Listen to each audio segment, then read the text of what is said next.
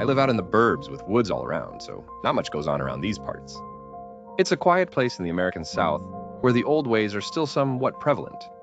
Most men leave their homes in the mornings and kiss their wives goodbye till they pull back into their concrete driveways come sometime in the afternoon. I work from home and stay up overnight, so there aren't many mornings that I'm not already up and get to see this little routine. The houses in the neighborhood all look very similar with their brown doors and hitched roofs and small windows. In fact, the majority of the homes on my street look like that. The only exception to the uniform is the two-story duplex I live in.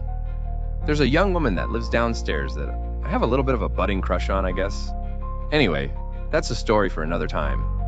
You get it, though. It's your perfect little suburb in the country. Nothing out of the ordinary. The only claim to fame we might have is that there are more missing animal posters stapled to posts and bulletin boards in our area.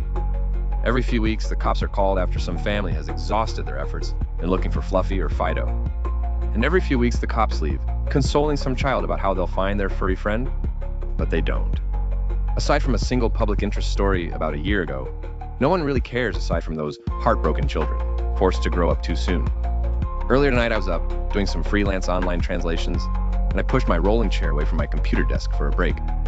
I poured myself a cup of coffee from the pot that sat next to my monitor and was just thinking about stepping outside for a smoke when I happened to glance out of my second-story window. You see, from the wall that I have my desk placed, there is a window without curtains, which looks out over onto my neighbor's fenced backyard. In the summer, I can see the family that I don't know very well play in their sprinkler. In the winter, the husband pouring rock salt. In the spring, the wife tends to her garden. In the fall, their little boy rakes leaves. Tonight, in the midnight darkness, I saw a small humanoid figure standing in their backyard. That was all I could make out. Then a motion sensor light flicked on from somewhere and illuminated the backyard. The little boy that lived in the house was standing there in the blank green yard, staring up at me from my perched position. In horror stories, you're supposed to talk about how weird happenstances give you goosebumps or make you want to void your bowels. This didn't happen, though. I didn't feel anything.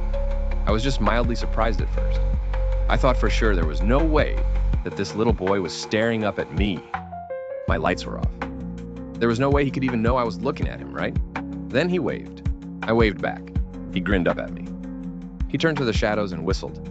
A big Great Dane dog came cantering up to him excitedly. The boy fed the dog something from his pocket, and then looked back up at me with that broad, cartoonish grin. The boy scratched around the dog's ears, then grabbed the Great Dane's scruff stiffly. The boy pulled something from his back pocket and ran it across the dog's throat in a single swift motion. The poor animal fell flat onto the grass, hind legs kicking softly, then not at all. The boy held the wide knife over his head, while still wearing that same grin.